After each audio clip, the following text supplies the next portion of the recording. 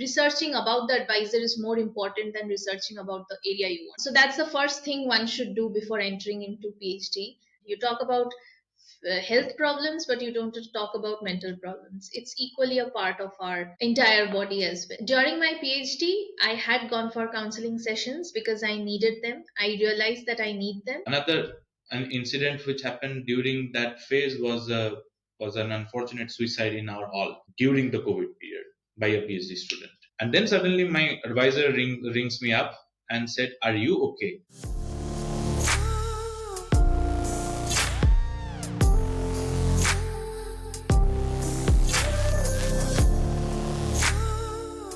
So, welcome guys to a brand new episode again of IT Podcast with Somnath. And today is a very special episode uh, because of a multitude of reasons. Firstly, it's the first episode on this show with a double feature. So, we have two stars on the show. The first star, obviously, it's not just an alumni of IT Kharagpur, so we both have studied there.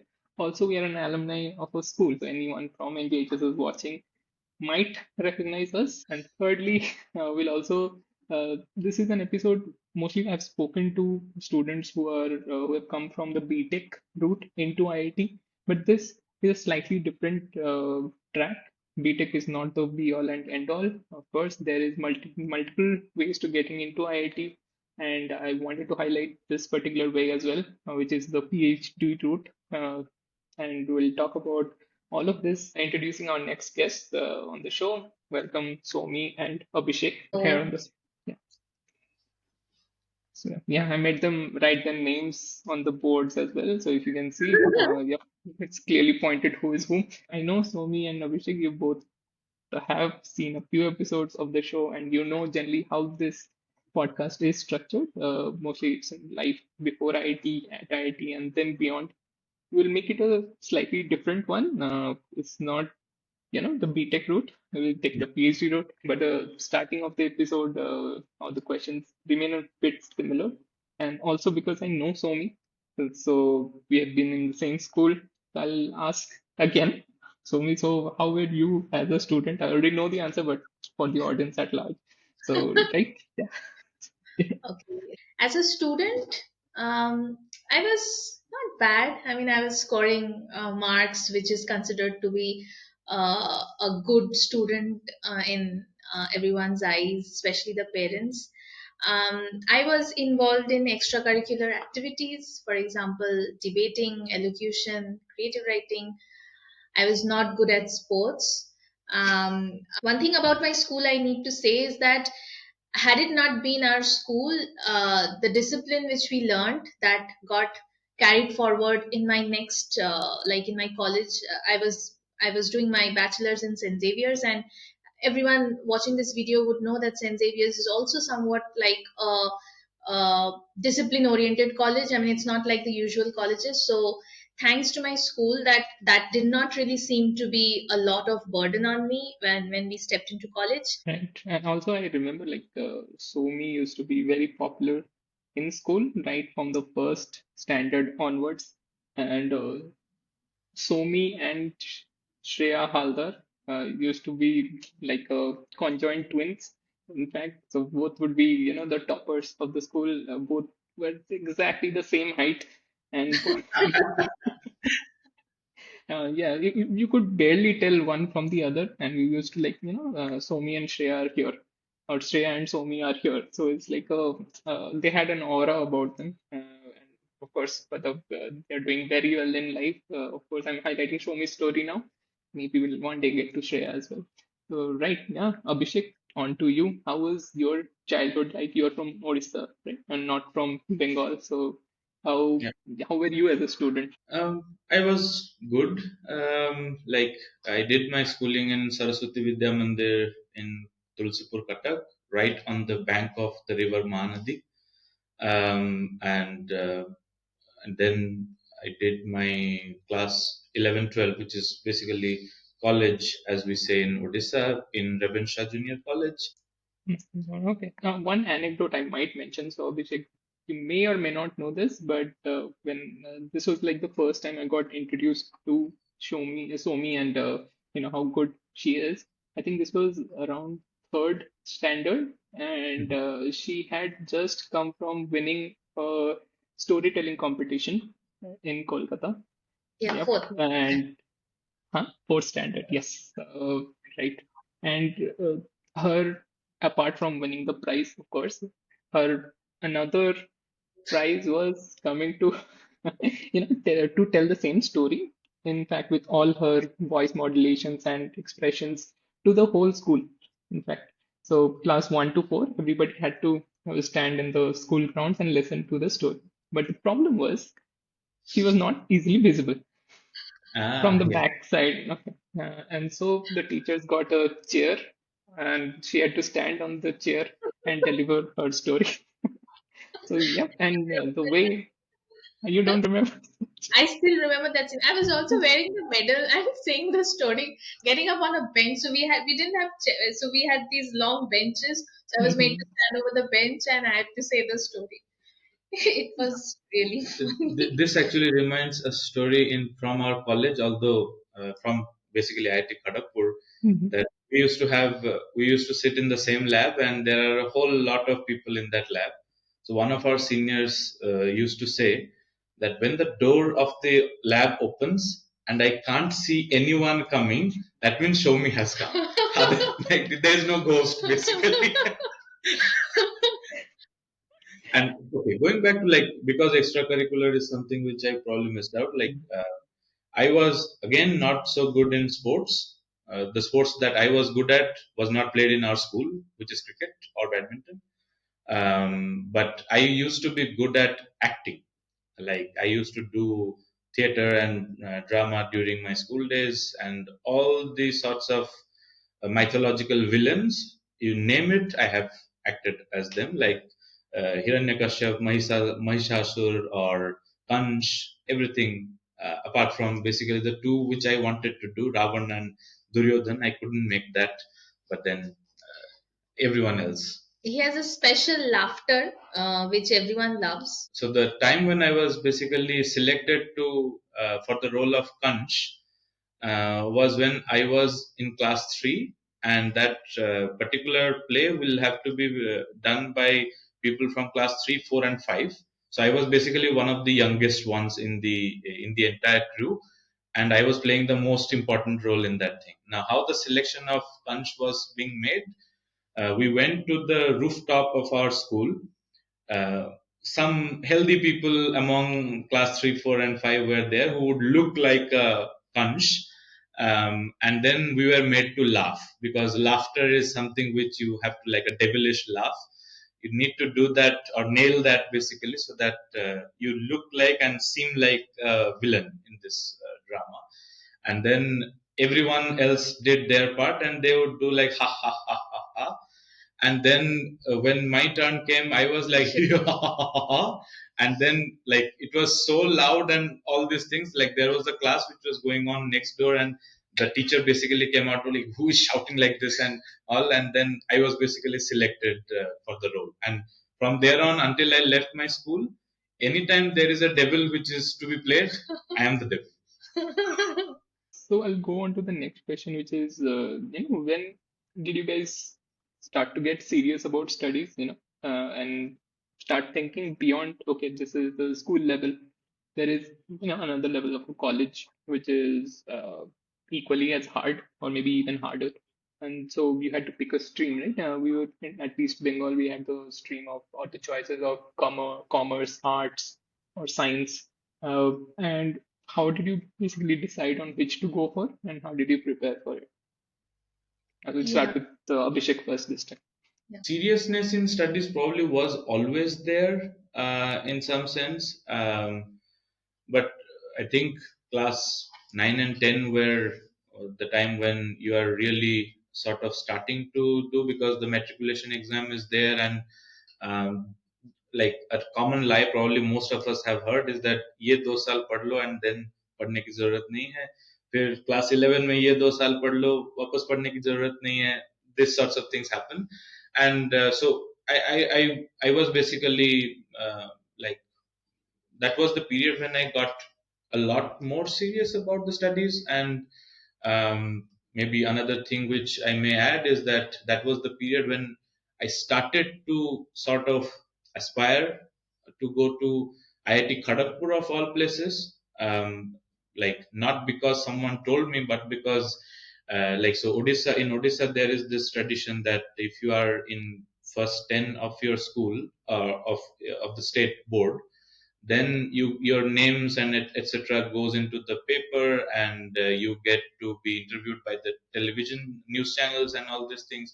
And there people used to say, like many of them used to say that I will become a doctor or I will become an engineer is a very common thing. But there would be some people who would say, I would like to become an IIT engineer. And that's the first exposure to this term IIT engineer that I had. That was basically the goal about IIT that I had from them.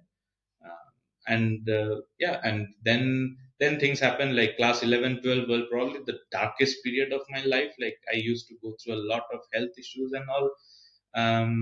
And but the seriousness always prevailed, and in fact that only helped me out. Like just before the class 12 exam, I was going through a very rough patch in terms of health.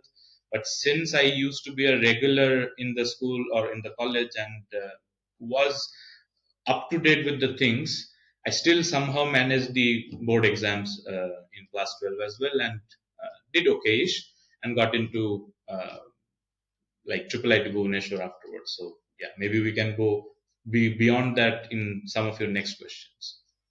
Sure. Yeah, sure. I'll move on to Somi again. Same question. Yeah, so I was like, for me, study being serious in studies was perhaps one of my strengths during my school life. And um, I so in 11, 12, when we were deciding basically whether we will be which college would be targeting to. So one thing which grew on me is, I mean, two of the things. That one thing is that I liked computer science a lot. So I liked coding. I like to solve problems given any problem statement. So I knew that I wanted to study computer science. Secondly, I liked teaching. Like I liked explaining things to people.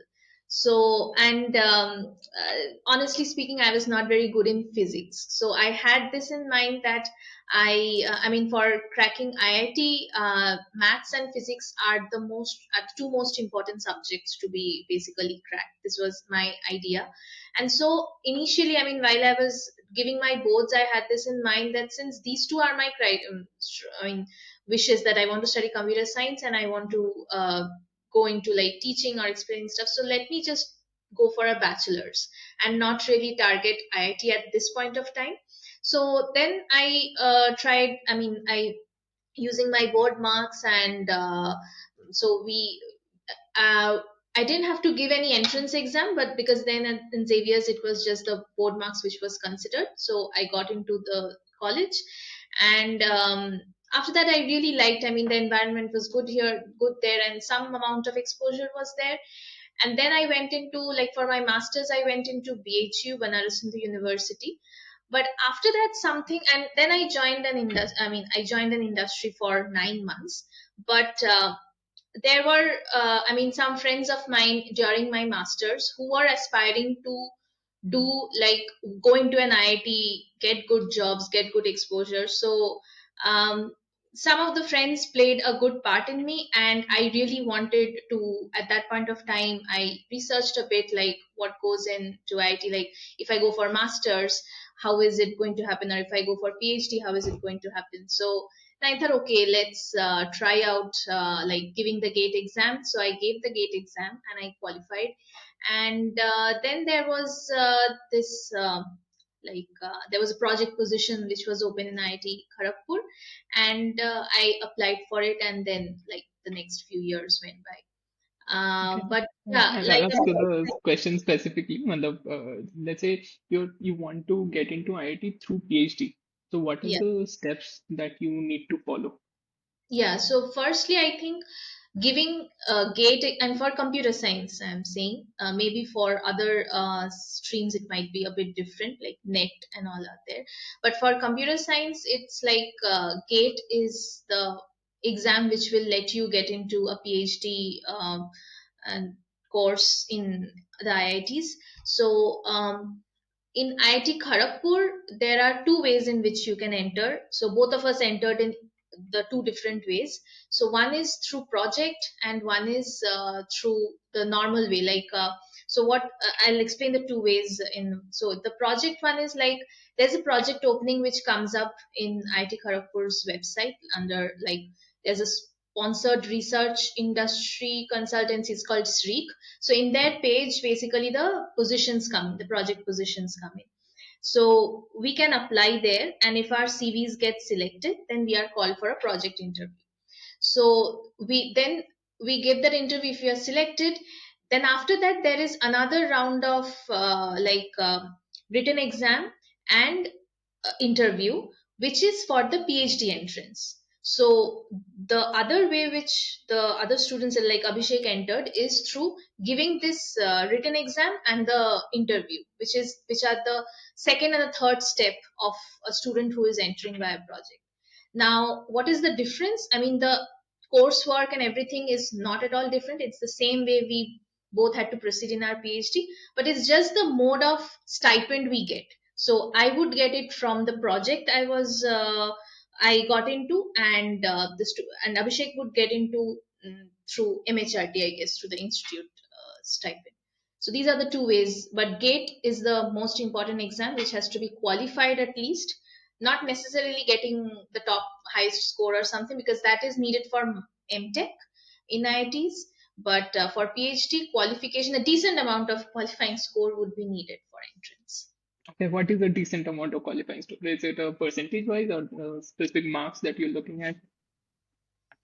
I don't think there is a threshold that is there, like which IIT set. So essentially, if you are going for GATES exam and you are, let's say, scoring, so the total mark is actually 1,000, I would say. If you are scoring like upwards of 800, 900, then you will get into a good PSU or a good IIT to do masters and all these things. But even if you are not like, even if you are just qualifying, now the qualifying marks, the threshold is prescribed by GATE, the body which is conducting the exam, and that sometimes is 25%, sometimes is, let's say, even more, sometimes depending on the difficulty of the question that year. So the main part is that that score will be valid for 3 years. At least that used to be the case when we were giving it exams. So if it's valid for 3 years, and masters courses are usually 2 years, so you can do the masters, and then with that get qualification you can also apply for a PhD.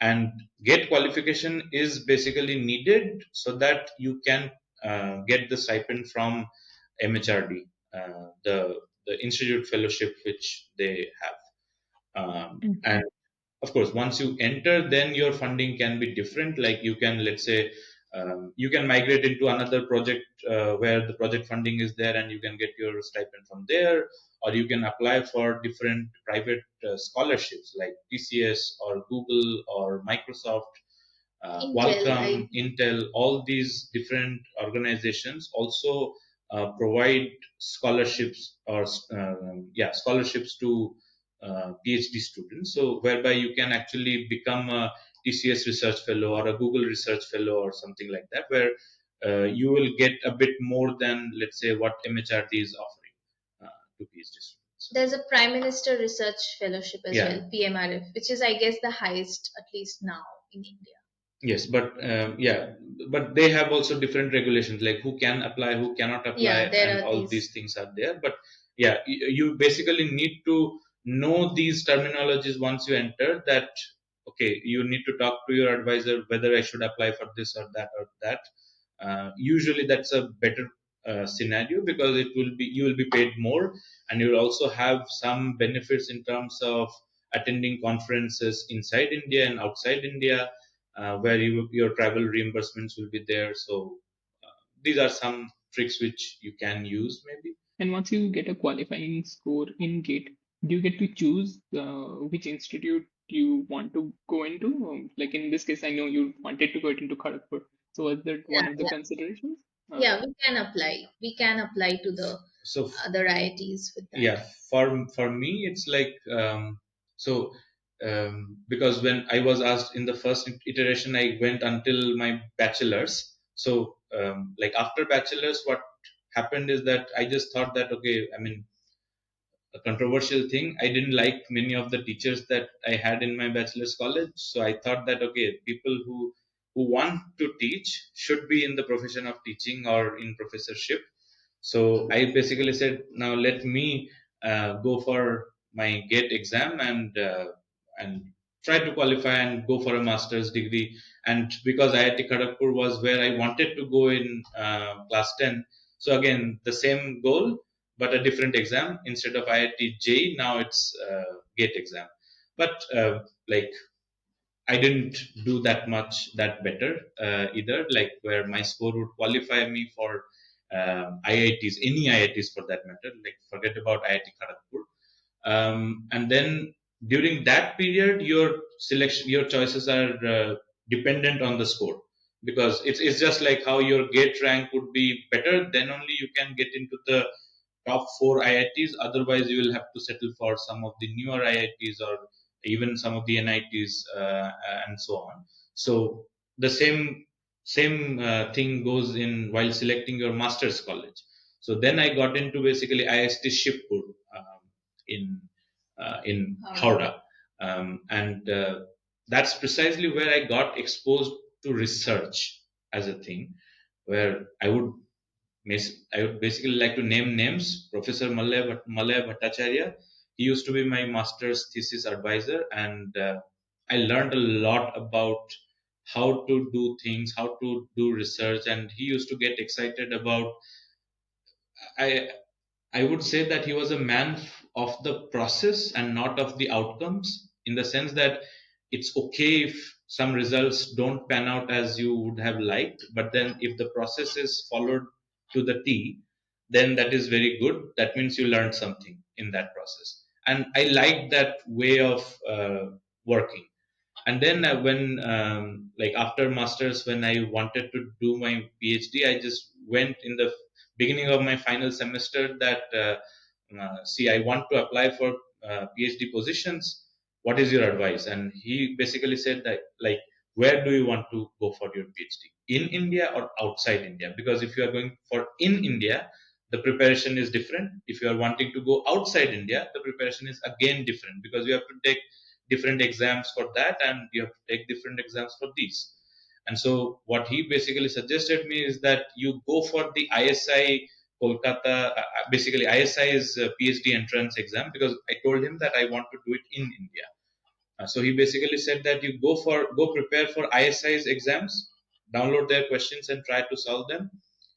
If you are able to solve them and if you crack ISI's written exam, then I'm betting you go to any IIT, sit for the written exam, you will be able to qualify, because ISI's one is the toughest as per him. This is in 2017 that I'm talking about.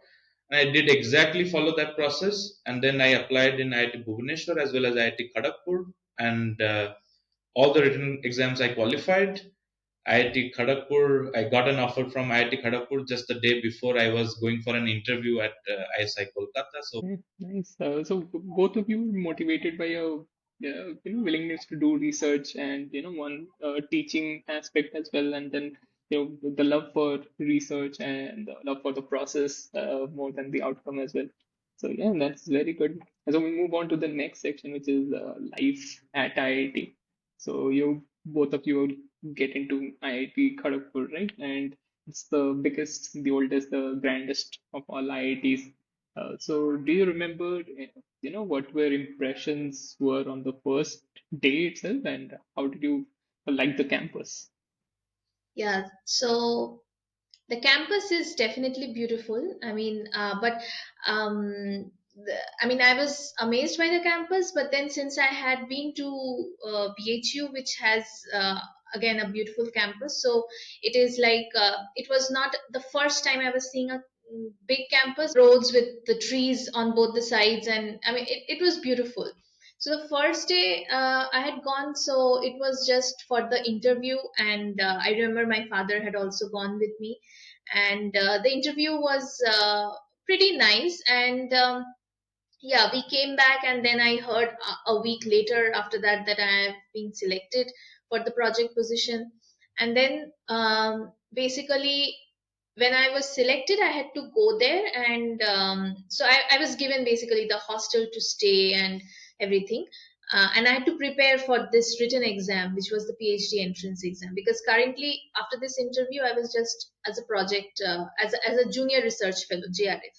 Now I have to give this PhD entrance exam to get into the PhD course. So I stayed there. It was a bit lonely because I mean there was then I had no friends there, and Kharagpur is a bit isolated from the main city, but then the campus is very beautiful, and it would be great if you have friends there. But my main goal was like I have to crack that PhD entrance exam. So yeah, I managed to. And then once the courses began, so I met friends, and after a few months, I met Abhishek, and then everything was like good enough in terms of spending days in IIT Kharagpur. Abhishek, same question for you as well. Like this was your dream. Was reality up to that level? Was and how did it match up? So the first question was about the first day experience. So reality can't be matched in the first day itself. So that's a primer. But then what I loved about IIT Kharagpur, as I was telling you before we started recording, is that I loved the mango trees, and I love the mango juice that they used to have in Tikka as well. So the day of my interview, it was in May, so it's peak summer, and I was staying at B.R. Ambedkar Hall for during that interview thing, and I just because I know that this campus is too huge for me to even walk to every corner. What I basically did is the day before the exams were scheduled, I just wanted to see where is this department of IIT Kharagpur, computer science in IIT Kharagpur campus.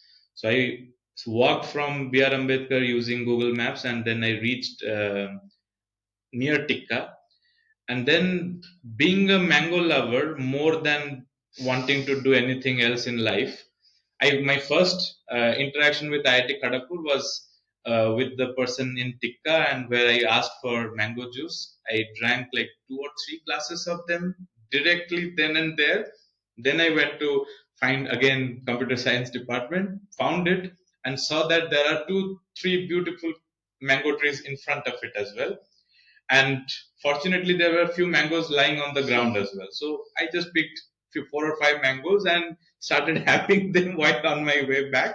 And I lost the path to B.R. Ambedkar, got lost. It was a bit dark, and then finally, eventually, I somehow got to B.R. Ambedkar Hall. So that was my first experience, which basically has two takeaways. The mango juice in Tikka used to be fantastic, and the campus is so big that you can get lost easily.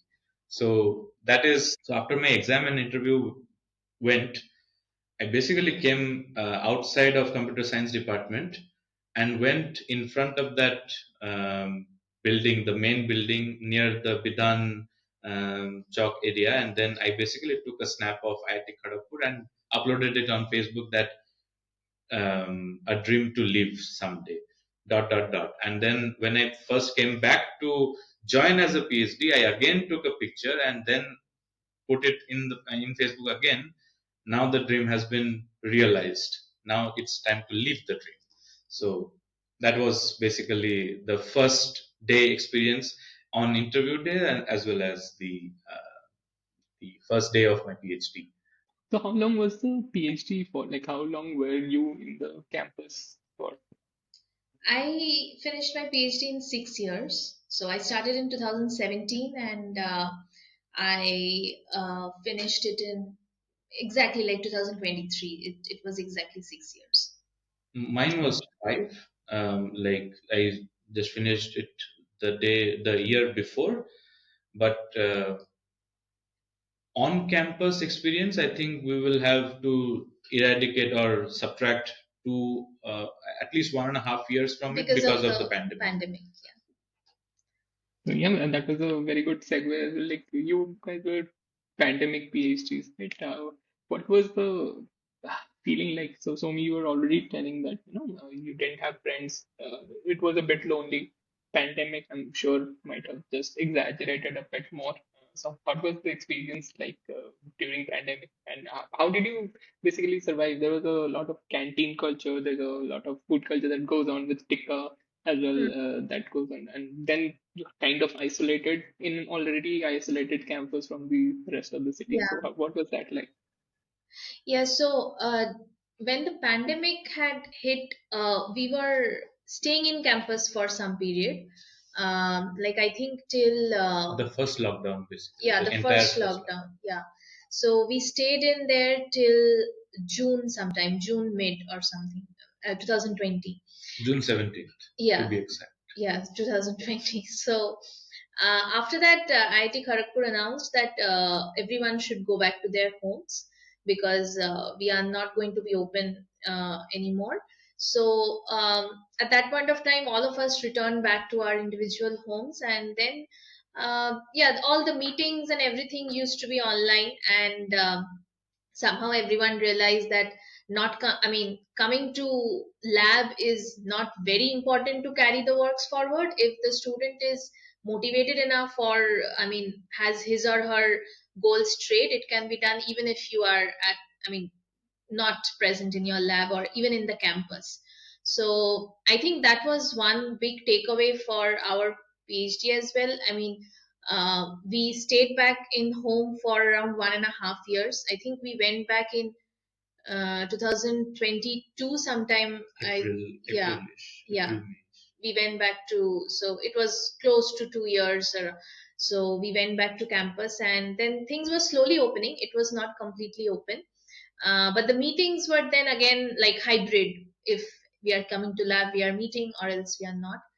And regarding friends, so I think, I mean, this is my personal experience. People may differ, but I mean, when we are at that age of bachelors and masters, we tend to make more friends then, because we are involved in some courseworks which require some group activities, and so, and you need help to learn from one or the other, if not from the professors, which we also experienced during our bachelors and masters. But PhD is, as a whole, I think it's a bit of a, Lone you're, battle. yeah, you're, I mean, you are going to fight your own battle. So yeah, there used to be times like during the afternoon, like at 3 p.m. or 4 p.m., or in the evening, when we go out with our friends and we have some tea, we gossip, and then we gossip on each other's lives, and then we again come back to the lab and start working. In scientific term, masters and bachelors are deterministic. Yeah, PhD is random. it is random, so it depends. I mean, you may not like feel like, okay, I will not work today, but then you have to actually make up. You have to work towards that paper, or towards that problem statement each and every day. And if yeah, so it's your own battle. So friends and everything will be a bit less, I think, in PhD, if not, at least in the camp, I mean, in the environment we were in. But yeah, it's good that we had each other that helped us steer forward. Yeah, yeah, would like to speak on that as well. So, Tommy, you did not have a great time, right, with your PhD. So it was not a bed of roses, even though you were, partially at home during that time, during the COVID times. But again, the PhD in itself was a bit of a rough time as well, right? So, could you tell us more about what caused it and why it Yeah. happened? Yes. So I think one, I'll go over the lessons I learned.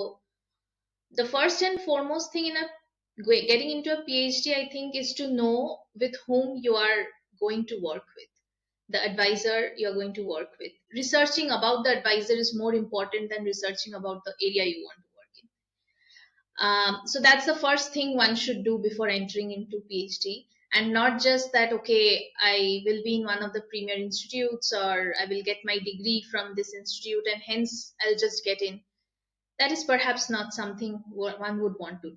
One would like to do a research on that. And then next, um, I think regarding the areas, so that I think it would grow on us eventually, because since we have entered into doing research, I think our mental setup is anyway like we want to learn some things, we want to explore some areas. So those things will automatically grow in us, and the problems and the solutions will keep on coming automatically. So but for that, patience is the most important thing, patience and dedication towards that work, which patience is something which I think is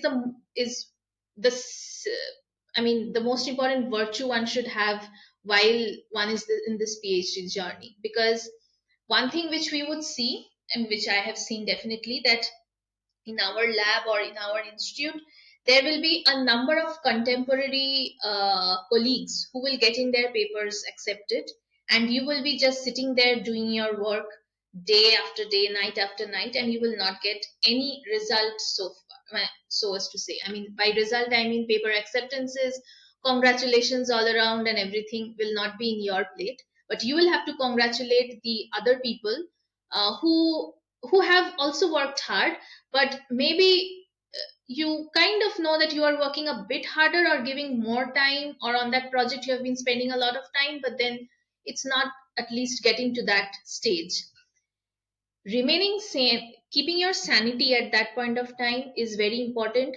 And I think that is one of the major things which PhD students tend to lose on, that they see that okay, there are many people around who are just going to conferences, to international, especially for people in India, going to international conferences, having their papers accepted, enjoying their, I mean, by enjoying, I mean if you go to conferences, you get to meet several people, you make collaborators. So but I think yeah, I mean I have been one of them who have been through that phase, that like I joined in 2017, I got my first paper accepted in 2020, and then after that again a rough patch followed, and I think it was in 2000 uh, 20 One. 21 There there were two was two papers. more, and then there was nothing. So but then for every PhD student, more or less, I mean on an average, every year at least one paper does get published. But slowly as days progressed, I realized that paper acceptance is not really something that helps you. It may help you to get, it will help you to get your degree and the later on your job or so, but as a person in your growth, getting paper accepted is not the yardstick you should keep. You For should, success. yeah, for success, I mean you should definitely know that how much you should assess yourself, like how much you are knowing every day, how much you can, you know, if someone comes to you and tells you okay, I'm having this problem, can you how much can you contribute towards that discussion, rather than just maybe not giving that person time or so. So you have to assess yourself. And yeah, and selecting problems on is also, I mean maybe you are working on something and you took a major part, I mean that is taking a longer time than you are expecting. if you if you can assess yourself that that is a dead end perhaps, maybe you should stop and you should go ahead with some other problem, but you should give it enough time to realize that that is a dead end. Not like yeah, I worked for 2 months and that is not working, I should leave. No, you should give it a bit of time, and you should assess that. So again the patience virtue comes into play, so that one should have. And yeah, definitely one should be empathetic with one another, be it among colleagues, be it between supervisor and their students. People should be empathetic with one Okay, so one major takeaway that I can get from this is there's a constant feeling of getting stuck in the process, right? Like even though you have a paper, release every year on average, there's also a feeling that goes along with it is maybe I'm not doing enough. another. Maybe others are doing much better than I am. Others are, going to conferences, traveling around the world. This is like it's a yardstick or maybe kind of the paper acceptance. We, as PhD students, not me especially, but PhD students in general kind of associate their self-worth with the number of papers that get accepted, right? So it is uh, how it is right now, but it should be more holistic, is what I can understand.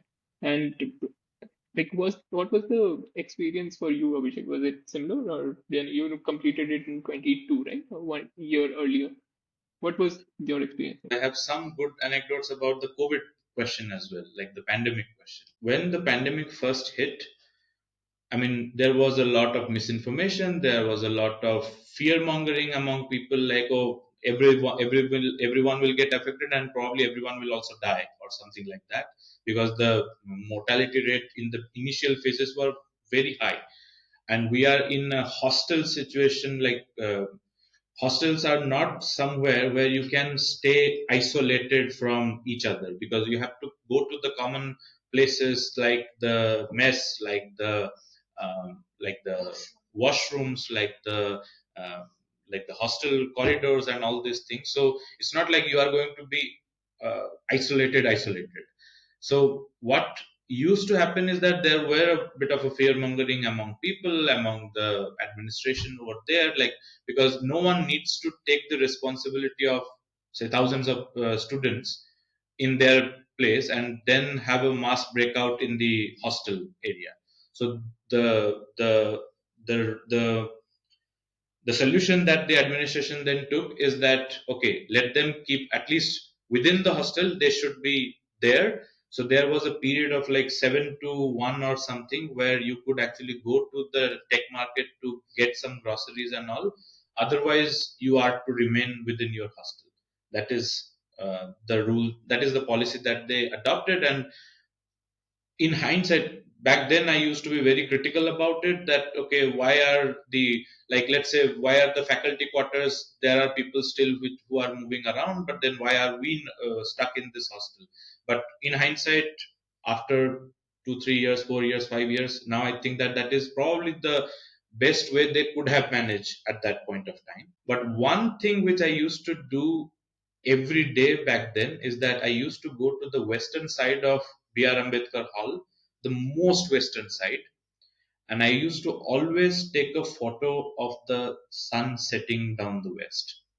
No matter whether it's cloudy, whether I can see the sun, whether it was sunny, whether the sun is breathing down my face in full throttle, I used to take a photo just to, just to give myself a solace that it's yet another day which I am successfully spending here, and I need to go back to family, because that was the period when everyone wanted to be with their family in some sense. Like to also add here that um, like our advisors during those phases were very helpful, in the sense that we will immediately get some emails like, okay, if you want something, then just let us know, and whenever we are outside, we will be able to get it for you, because they were having a more degree of freedom than, let's say, the students. Another an incident which happened during that phase was an unfortunate suicide in our hall during the COVID period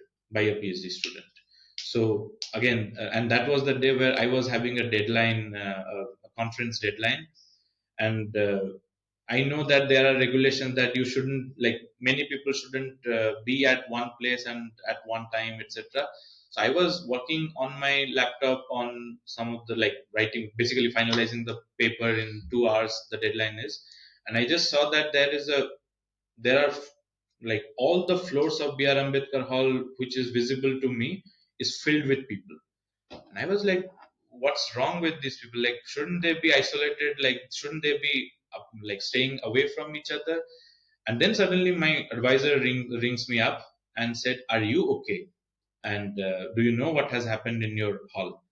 And then I was, because of a deadline, I had no idea what's happening outside. And then I got to know about this incident from him, and he was basically checking on with me that if I am okay or not, because even if it's a deadline or anything, knowing someone who is basically in your same hall, who you might have encountered multiple times during your stay at IIT Kharagpur, has passed away, will have an effect, and especially in this lonely environment.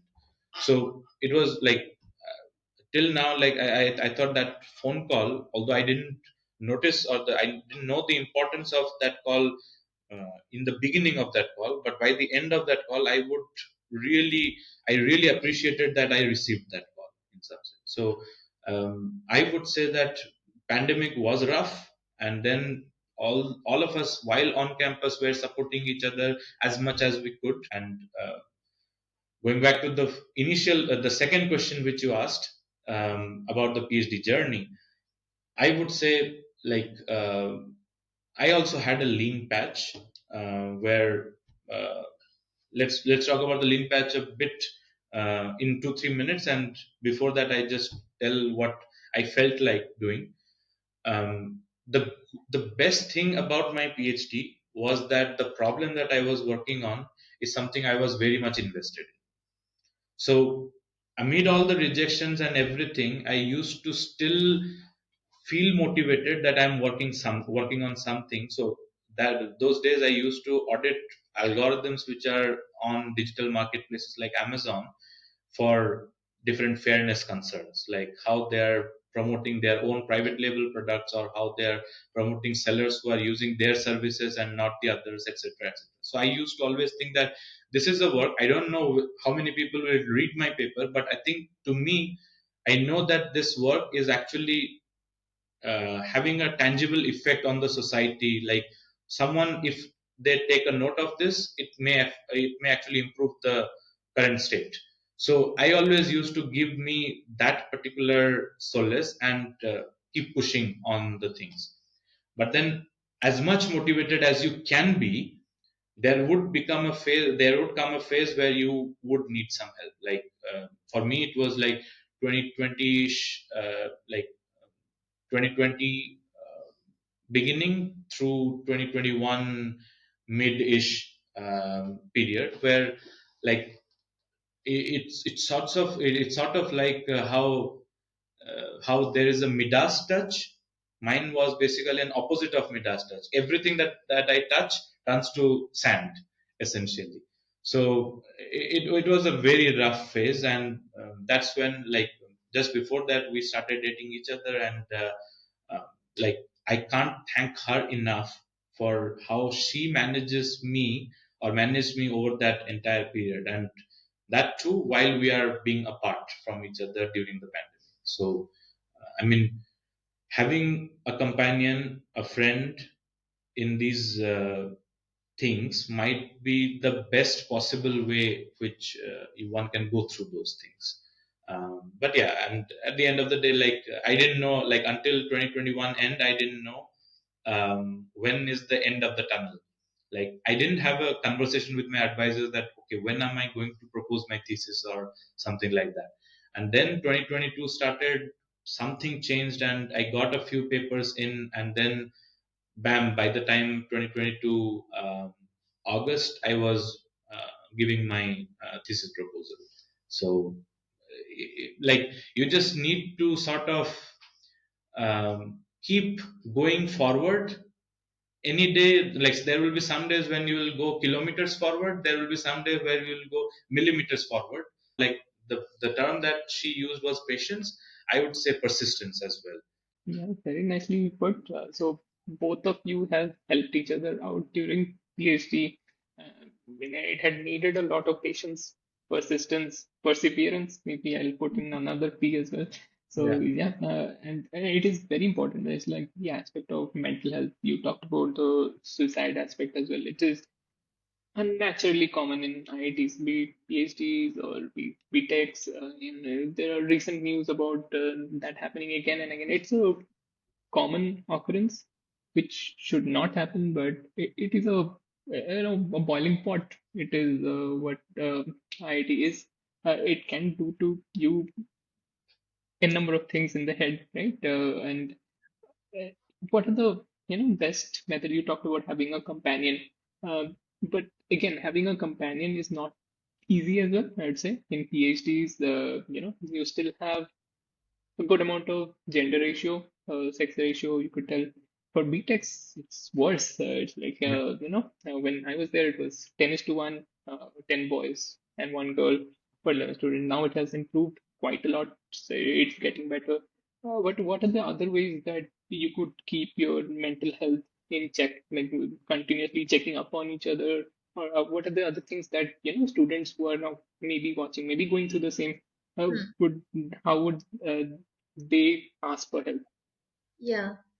So I would say that so there is a stigma in the society that you do not really talk about the problems that are going on in your mind. You talk about health problems, but you don't talk about mental problems. It's equally a part of our entire body as well. So um, I I mean, during my PhD, I had gone for counseling sessions because I needed them. I realized that I need them. So, the realizing that you are in depression or you do need help, no, and just talking to your, even if you have like, we were together then, but still I needed help. So, just having companions or friends perhaps would not help. You need trained professionals who are going to open you up and make you see the bright side of the tunnel you are in at at any point of your life. So having good counseling sessions is something people should go for if they feel that there are signs of depression. You don't want to get up from the bed on after for several days. You are doing some work, a particular work consistently, and that does not really make sense at times to you or to the people around. So you have to realize, or you don't want to go out of your house and talk to people. You just want to be alone.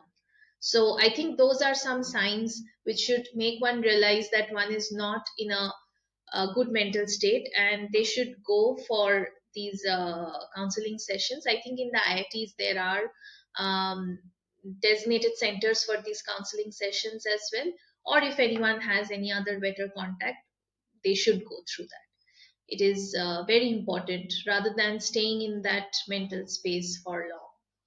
And be it any, like, in bachelor, I mean, yes, I mean, the pressure in the society is so much right now, the competition is so much right now, that it is very hard for all of us to have our minds in one place and realize, okay, I mean, life is just a journey, so you don't have to really compete with one another. And I mean, okay, competition comes in place because you have to reach a point, but not at the cost of your life, not at the cost of your mental health. So yeah, looking at the bigger picture of life, I don't want to sound like a saint, but it is very important looking at the bigger picture of life. But I think we get lost in the way, and eventually our minds are all over the place, and we strive for help, but we don't go for help because we think, okay, what will the people think, or what will, I mean, it's not my parents, but I have had some contacts who think that, okay, please don't tell my parent that I'm going for counseling sessions. So they still have these in mind, that okay, these are social stigma. So these should be eradicated, and we should talk upfront about these topics. And if you could will link, in links of where you can ask for help, especially in IIT Kharagpur, so we will already have contacts, and then we'll encourage you to go to people, ask for help, go to friends, go to trained professionals, speak out about it. It's much better than PhD is just 5 years, and life is longer. So, bigger Yeah. picture will definitely help. We've been trained in such a way, like Abhishek, you brought up the point, and ये 2 साल कर ले हो जाएगा. Exactly. Nothing ever happens. So it is a continuous race that we are about Yeah. to run, and yeah, keeping the will intact. It's very important. I think So yeah, another point which I may add over here is probably this will be a bit more PhD and research specific. Let's say not PhD, but research specific. One thing which I would just point out is that when we are, let's say, working on some project or something like that, and we are working closely with our advisors, there are many occasions where people actually seek for their advisors' approval or advisors' praise, like just a just a well done from your advisor versus maybe 1,000 well dones from your lab mates will go a long way. So I think in some sense also advisors, when they like, they also need to play a role in some sense helping, like putting their arms around or holding their hands. Like, I'm not saying that you should always be sympathetic or empathetic, because at some point people also need tough love.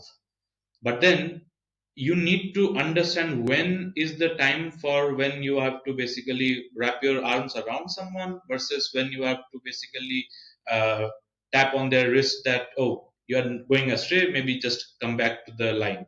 But these sorts of interactions, like how advisors advise and manage their students, and how, let's say, students also interact, and how open they are with their advisors, these things also help, because especially for PhD, it's a 5 6 or sometimes even more than 6 years journey. And essentially your companion, more than your family members or your girlfriend or whatever, is your advisor. You will probably talk more with them than with anyone else. And if that frequency matches, then nothing like that.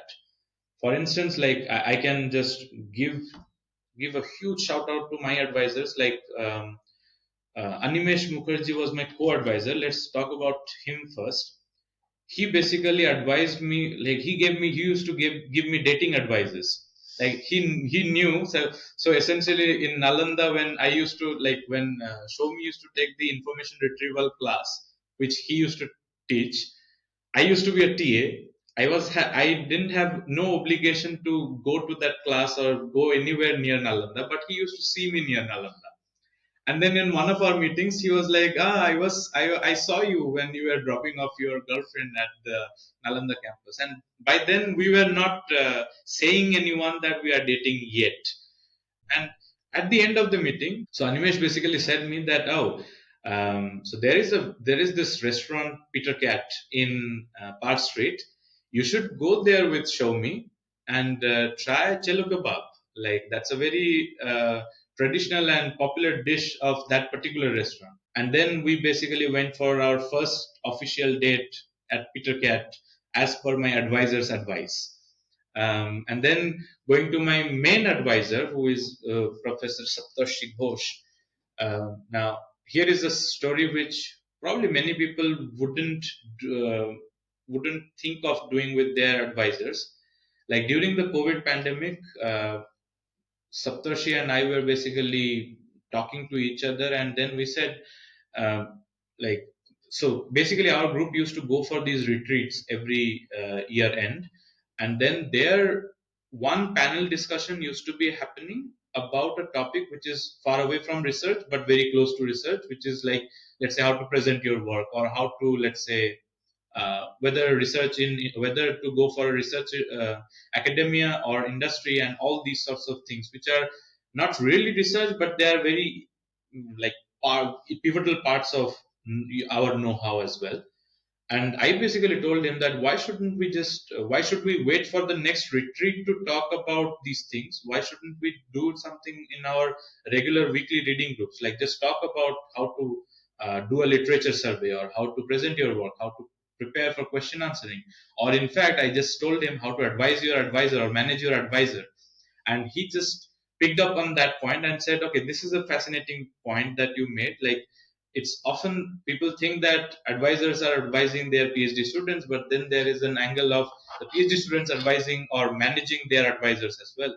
So we basically prepared a whole 3 hours talk, where some parts, like where I would basically talk about the students' perspective, what are our expectations, what we need from you, and he would talk about what they need from us, what they expect from us. And we then there is a summary slide where we would like to strike a balance. And we did that exercise, which I thought to be very helpful. Get topics like how to present your thesis, how to do literature surveys. What are the some of the essential skills that a person who is looking to do a PhD in an IIT or maybe somewhere else in India, what are some essential skills that they need to pick up for them to be successful in that role? I would say that having the curiosity alive in you is important, because there will be, at least in computer science, as you see, that there are so many topics emerging every now and then. I mean, it's not even a year that I mean, before a year, whatever technology was introduced, that got outdated.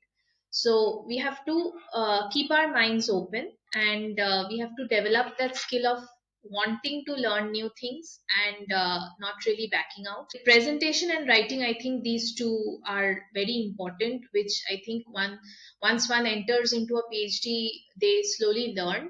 So talking, I mean, many people are shy enough to present in front of a lot of people, but one should not, I think, back out. They will eventually, I mean, that again, that learning or wanting to learn thing is coming back, so they should be open to this fact that I'm here to learn. So that presentation or even paper writing, so paper writing is something which uh, it doesn't have, I mean, neither of these skills happen overnight, but paper writing, I think, is, for me, I think, I would say that it's by far the most difficult thing I face, because conveying a research idea to some other reviewers, because these papers will be reviewed by some other group of people you are not aware of, conveying this idea to them, making them believe that this works, and putting your idea in comparison to the other existing works in that field, this is very important and should be crisp and clear. So PhD is not something one should do because your friends are doing or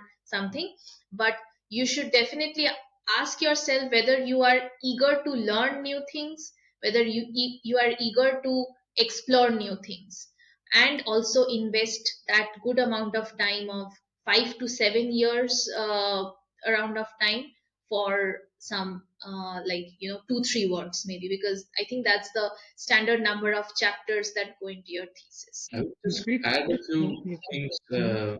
for the like. I think most of the things which Shomi said are useful during your PhD journey. Like you need to be open, you need to be like we have seen many people who would say that I want to work on this particular domain. But then if you are going with a very rigid mind that okay, I will work on this and only this and nothing else, then who knows, tomorrow that topic will actually go outdated and something else will basically be the talk of the town, and then your research while you are in your PhD will go outdated and you are not moving on to the other big things. So that is, so having an open mind and flexibility is important. But to add more things to the on the plate here is that there are many pre-doctoral programs as well, which are there. Like let's say Microsoft has pre-doctoral programs. Google also has pre-doctoral programs in India, especially. So maybe early stages when people are not really sure whether they should go for a PhD, because PhD means an agreement of 5 6 years. Of course, you can always come out of that agreement, but it's not that easy as it's said, basically, especially with the social stigma in India, so to speak. But then, if you can actually have a sort of a flavor of this entire beast in a pre-doctoral program or in your master's thesis or something like that, then that may actually help you in understanding your own choices as to whether you want to whether you want to do research or you don't want to do, you want to, let's say, go for a industry level job after this or something like that. So that decision making process with going this go like with these pre-doctoral programs might actually be helpful. And then there are different pre-doctoral symposiums which happen. Like for example, one which happens over here in MPI is that this CMMRS symposium which happens, where many people actually, okay, this is more of an international program, but I'm sure there must be some equivalent in India as well, where people like from, let's say, top universities, they just invite some applicants who wants to pursue research and listen to their talks, listen to their posters. The researchers will, like the senior researchers will give a presentation on what they are doing and all these things, and then they can again make up a decision like where I need to go to, am I actually invested enough to go to these things or not. Because understand that why this interest is more important is because if after your BTech or MTech you are going for a industry position in, let's say, any of the big companies, you will be you will be talking about some lakhs or some crores of money in a year. Whereas if you are going for a PhD, the best you can get is through, let's say, PMRF or anything, let's say maybe 80,000 or 90,000 rupees per a month. And in fact, for MHRD scholarship, it's like 35,000, or what is the updated number, per month. Now, 35,000 per month is not so easy to sustain with if you have a family to take care of as well. So you need to have some pre-doctoral programs. Also, you need to also look into your family situation as of the point where you are making this decision to get into PhD position as well, especially in India, because eventually it's not about only your PhD. Also, you need to support your family, you need to support yourself or your spouse or girlfriend or whatever. Like, so there are um, many many choices that you have to make to actually get into the PhD, and then all these skills which Shomi was talking about will be helpful. But that initial decision making process is something which is very tricky, I would say. There are also some part-time PhD programs if people want to pursue that they are working if Working how professionals, but then they yeah, can also do their research with and people faculties in who IITs as really well. enjoy research, I think there are still many of them in IIT Kharagpur, so to speak. So yeah, that's also another way. This is enlightening for me as well. I did not know of so many ways. I'm also learning. It's just think about it. It's just JEE, get in, get your BTech done, or dual degree program, and then get out, get into job. That is like the path late for us, right? And it's not all that common of knowledge, in fact, that you can, do research as well in IIT through GATE, through other part-time PhD programs that you mentioned. So Yes. there are a lot of stuff happening. I'll link their LinkedIn's as well. You can ask them to be your mentors. Yeah. So that's all. Okay. And okay, I'll ask about the other aspect, which is the placement. How does placement work for a PhD candidate? So let's say you have this thesis, which you may or may not know when is the correct time to present, but you get to a point, okay, now it's ready. And how what is the next step? Like after a PhD ends, what do you do? So there are, I think, two ways. If you want to go into academia, you either apply for these openings if people are wanting like tenure track faculty or assistant professors, or you can opt for a postdoctor position, postdoctorate fellow, where you can maybe go out of your country and have some more extra exposure into how research is done there, and then go for tenure track faculties or assistant professor jobs in academia. So this is the academia perspective. The other side is that the industry one. So after you are done with your PhD, I mean, we can keep track of these industry job positions over LinkedIn or over Twitter, and we can apply for these, the research scientist positions or these. I think after PhD, people usually go for the research scientist or applied scientist positions in industry. So they can go for those positions. But I think, I mean, I may not be right, but in Kharagpur, the companies which usually come for picking students, they are usually targeting the BTech, MTech crowd, because those are technically, I think those are the engineer. I mean, for the CS, maybe it's the engineer positions and all. So I have not seen much of people to go from PhD to job through these placements which are held at Kharagpur. Also, the timeline, it doesn't match, because when the placements happen, you might not have finished your thesis by then. So if the timelines match, maybe one can try to see if the positions which are coming for for placements, those are of your interest or not. But otherwise, definitely, Twitter and LinkedIn are there for finding such positions. And even after, like, if you think that, okay, I'm going for let me try out another 1 or 2 years of research as a postdoctorate fellow. These are contractual positions, postdoctorate positions. So After that also, if one thinks that one wants to go to industry, they can definitely go for the positions which are wanting as maybe a PhD as an eligibility criteria. Postdoctorate fellows are also eligible for that, or one can definitely go along the route of being in academia as a professor. Okay, so with that, we'll try to conclude the life at IIT section. It has been very nicely laid down, very important points that you spoke about as well. So moving on to the life after IIT. So currently, Somi and Abhishek, both of you are in Germany, right? Saab, you can, if I'm pronouncing it correct. So, German. yes, and what is the job like? And what do you do on a daily basis? Mhm.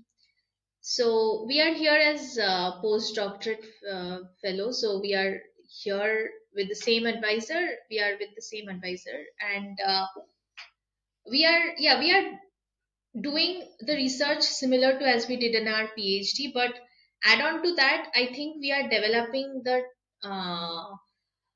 quality of mentoring students and learning to guide them and finding problems and also solutions. And basically it's a position of being a PhD. You are the bridge, basically, as he puts it, between a PhD student and a professor. So if the professor is very busy or so and not being able to cope up with all the students, you can act as the intermediate step to bridge that gap, because you are being one of the mentors to those students. So we are doing our own research as well. I mean, we are also doing our own work as well as mentoring students. And on a daily basis, yeah, we come here in the morning by 9 or so. We have the meetings and all, and then we go back in the evening, and then our usual household chores. Yeah, I think that's how we spend our days. And we love, and since it's Germany, Europe, uh, we have developed the habit of traveling as well. So if we do get time, I mean, which we eventually find in a month or two or so, so we do visit a lot of places in and around Europe. So it's fun. I mean, we have not traveled this much. I mean, we have not traveled at all when we were in PhD or even during our stay in India. I mean, here we have been going to several places, and yeah, it's fun living here in Germany. He goes for badminton, I go for swimming. That's our one of our side gigs. Okay. I want to ask about the differences in the, PhD at KGP versus the work that you're doing now in Germany. What are some of the basic differences that you see and that India can also adopt? The biggest change from India to, let's say, MPI that we are observing is funding. Mm. Like in India, funding is an issue in research. Like even sometimes recently, I have heard that there are government projects are also getting less funding nowadays. Maybe those sorts of things need to increase so that people can actually do quality research in India as well. Again, specific to computer science and the kind of works which are basically spreading like uh, fire, like wildfire, basically, which is about large language models. But then, if you want to do research on large language models, you need the infrastructure to do research on large language models. And for that, maybe some of the Western universities are able to raise funding and having to get those things. But then, there, I think Indian institutes they are doing their bit. Like there are very good examples in IIT Madras, IIT Bombay, so they are where they are basically doing like building up startups like AI for Bharat and all these sorts of. Therefore, like many collaborations between, let's say, IIT and our institute, the current institute, and many other Western institutes are becoming more of a norm as well, where basically there is strength over there and there is strength over here. So we are basically Collaboration. complementing each other in that sense as well. So these are some of the things which differ, as well as another thing which I think is a very um, it's more of a, it's not so much of a computer science or anything related to research, but it's more of a global setup. Like our currency is not as powerful as, let's say, the Western currencies. Now how that might actually affect a PhD students is that when you are going to travel for some conferences, the expenditures are going sky high. Before pandemic, when I went to US for a conference, the entire trip took 1.5 lakhs around. But after pandemic, when I'm doing the same trip for a conference, it's around 2.5 lakhs. But then the travel grants which we get during our PhDs are very limited. Like, let's say Microsoft used to give a grant of 75,000 in back in those days. Or IIT Kharagpur has this institute grant as well, which was of 1 lakh rupees. But then they need to basically increase that amount as well with the growing need of actually how the cost is also rising. So that is again something which, because um, one of the key aspects of why, let's say, students in US, the PhD students in US or in Europe for that matter, are thriving, or let's say are more outspoken than, let's say, some of the Indian PhD students. I think one important facet is that here they get to attend these conferences a Yeah. lot, because most of the conferences happen in these parts of the world, and it's cheaper to go from, let's say, Germany's one city to another city, or another city in France or something like that, or different parts of US, etc. But it's much costlier for someone to travel from India to these parts of the world to attend conferences. So inevitably what happens is that unless you are having a paper in the conference accepted, you don't get to visit the conferences. But you, once you actually visit the conference, you will see that there are many people from the local like surrounding countries who are actually traveling just for the sake of it. They are not presenting anything or anything. They're just going there, listening to talks, and talking to people and going back again. But what actually happens with this is that they are getting exposed to what other people are working on, listening to talks and all these things. And also they are also like in the networking events, they can also interact with these people and maybe foster more collaborations in that sense as well. So visiting conferences is something which I think Indian academia need to be more open about this particular thing, or have more conferences in India, or try to grab more conferences in India in the coming years. That might also be helpful. Like few good initiatives which are actually happening in India right now. Yeah. I may just say that there are two conferences, international conferences, which usually happen in India, like COTS, COMAT, or COMSNET. These are happening in India, where many international researchers also come and present their talks. And then there is a new initiative called Indo ML initiative, where all the machine learning pioneers in India or researchers in India are together at one forum. They invite speakers from different parts of the world, within India, outside India, so that there can be an interesting interaction for a span of 3 days or so. So maybe, and even students can actually go there. So they have student grant programs for these programs as well. So maybe these are some things which uh, people who are right now bachelors or masters but are willing to do some research, may these are also some things which, some places where they can go and to just grab a first hand experience of how people are working, how people are presenting, and interact with them. Maybe someone can actually hire you for a PhD or for a master's thesis as well. Yeah, great. So we talked about the differences in the PhD or the culture, about the thinking as well, about the money that flows into, the programs. But I want to talk about a bit on the life differences in cultures that, other aspects surrounding the main academia. So, has shifting to Germany been easy, and what should a person be ready for? if they want to or have to move to Germany from India? I would say that the student is heard more here, and the problems or whatever the students face, they can actually, at like as he was saying, that they are upfront about it. They are being upfront about it. That happens, and so basically here PhD. I mean, if I talk about PhD students, the PhD students, I think they look at their advisors and the seniors also as more of colleagues working together than imagining a hierarchy in terms of talking as well, which occurs usually in India. So I think that helps to reduce that gap. I mean, other than that, I think coming here makes you very much, self dependent. Like you learn to do things on your own a lot more.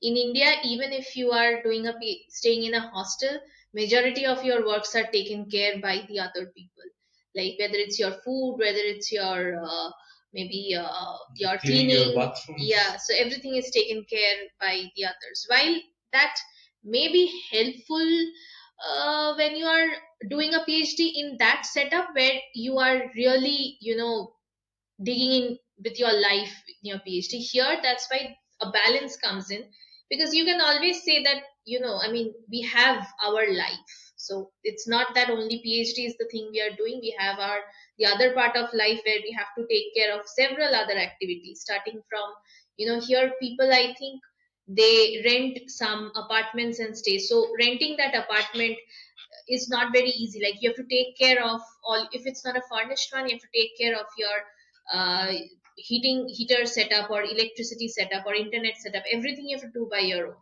So yeah, so that self dependency and that doing everything by your own, as well as managing your own work, I think that also makes you feel that you are in charge of your own self. Moving to Europe seems like a glamorous option because of the way it is projected in India as well. It's a Western civilized and everything is clean. Of course, there are all those aspects there, but also there are some aspects of taking care of yourself, like you just mentioned.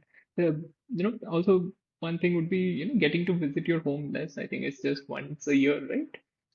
And you stay for about 2 to 3 weeks and then back again at your job. Okay, so we'll move on to the next section, which is the rapid fire. So you can go one after the another for the same question. Favorite subject before IIT? So all over, I think I would still go for computer science, but till school level, I used to like chemistry. Mathematics. Favorite professor in IIT? Favorite professor. So I had two advisors, so I can't say one name. So otherwise the other will be angry. So let me say that my DSC advisor, like my discipline, what's the doctoral scrutiny committee chief, is my favorite professor because he used to be the professor of my professors.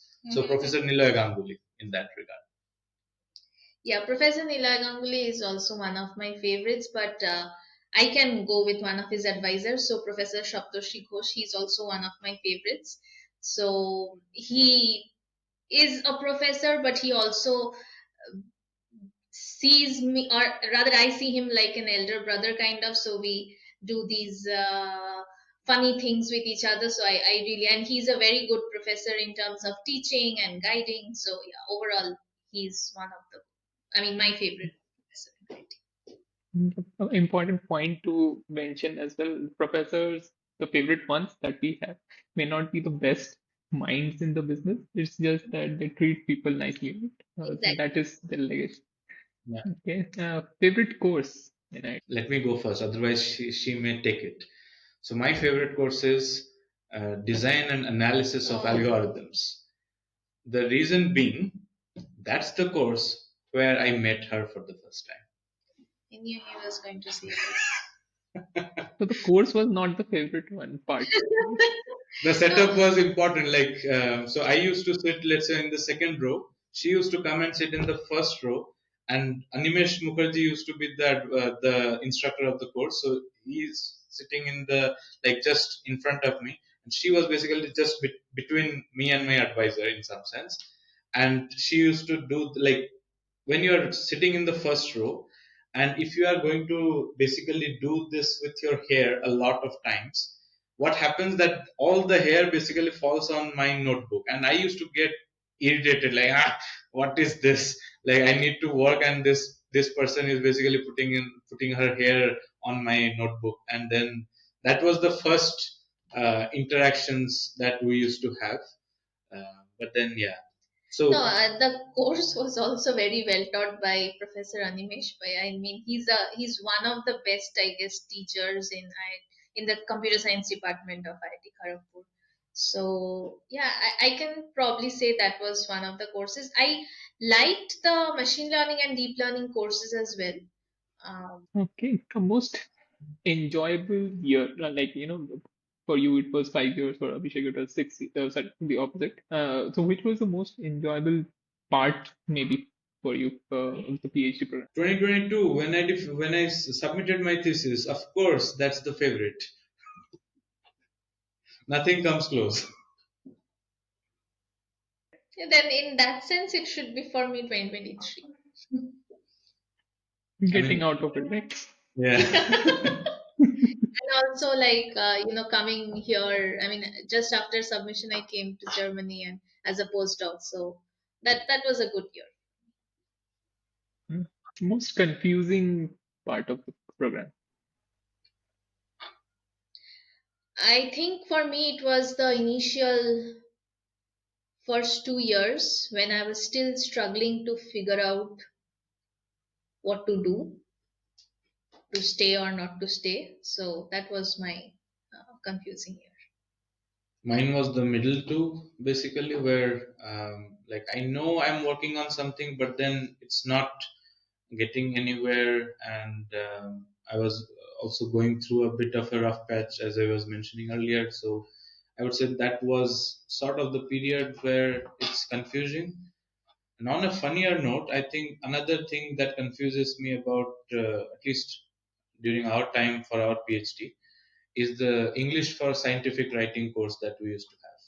That confuses me a lot, even till now. What was the confusing part about it? Was it like the way it was taught or how it was designed? Why it was taught? Why was it taught? I Because mean, Oh, you used to go for 4 hours a week just to sit there and learn nothing. Like the only thing that I remember is comma comma splice. splice. You see? So so we were also, so here we also took a course, similar course, like writing English for scientific writing, and it was the, I mean, the first class of this course and all the classes of that course combined, it itself had a vast difference. So I yeah. would in fact say the not even the first hour, the first slide of the course here gave us a very good actionable thing, which the entire semester didn't Yeah, over that there. course should actually be improved on a serious note. That course actually is a very important course, Important but it course. should be structured much in a much better way to affect or to actually get some actionable recommendation for people. yeah. Well, with that, yes, we come to the end of the episode. It has been very fun chatting with Somi. I've known her for I'm not sure how long, since I was maybe 8 years old, so more than 20 years. And Abhishek is kind of my Jame Babu as well, through Somi, because I'll always be the bright side.